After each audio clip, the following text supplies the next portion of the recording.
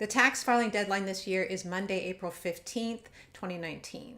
What better time to procrastinate than tax filing time? I want to share a really great tip I heard from Dr. Tim Pitchell. It got me moving on my tax filing, and I can apply it to other things I put off. He talked about the feeling more like it tomorrow phenomenon, which I'm sure you're probably familiar with. But the reality is we're not going to feel more like it tomorrow because it won't be done. We'll have time pressure on top, and we're going to feel like a screw up for having put the task off. Self-criticism, ruminating, catastrophizing, downward spiral rabbit hole. So what do?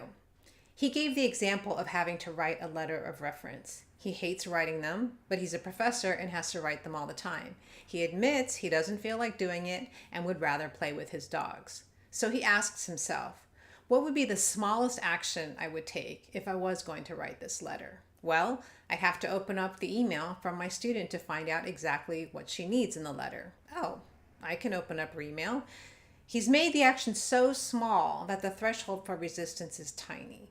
If he thinks about writing the actual letter, he gets frozen in his tracks. Once he opens the email, he asks himself, what's the next smallest action if I was going to write this letter? I have to see to whom the letter needs to go. Oh, I can do that. Then what's the next smallest action if I was going to write this letter? I have to jot down a couple ideas of why my student is deserving of grant money. Now he's made some progress. He's starting to fuel his sense of well-being, and he continues to look at the next smallest action, doing this over and over again.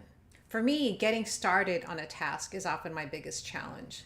So instead of thinking of the whole task, instead of thinking, ugh, I need to do all my tax stuff, I break it down to next smallest actions. The accountant sends a tax organizer each year. It shows all the figures I submitted the year prior, and I fill in the current year's figures. So I ask myself, what's the first smallest action I would take if I was going to do my taxes? Well, I need to open up the tax organizer PDF my accountant emailed me.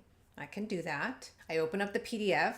Then what's the next smallest action if I was going to do my taxes? I don't use all the pages of the organizer, so I need to just print out the pages I need. Okay, I can do that. Then what's the next smallest action? Well, I see all the employers and figures for last year's W-2s, so I need to pull together all my W-2s for 2018. I can do that. I have to track the miles I drive and what I pay for parking in pursuit of work. And if I qualify to deduct medical expenses, I need to report miles and parking for medical stuff. Tracking miles and parking fees has been one of my least favorite things to do. I used to jot odometer numbers and parking fees on random scraps of paper, believing that I'd organize them later. Yeah, right. All those random pieces of paper eventually ended up in mishmash paper bomb boxes, and it was a nightmare at tax time to try to calculate everything. I finally came up with a mileage log format that works for me, and I keep it in my car. I don't want to bore everyone with the details, but if you have to log miles and are interested in how I do it, let me know in the comments. Now at the end of the year, I have everything I need in these pages. And when it comes time to calculate them, I break this task into next smallest actions. Like for 2018, I ended up with 10 pages. I made my next smallest action to calculate 1 page.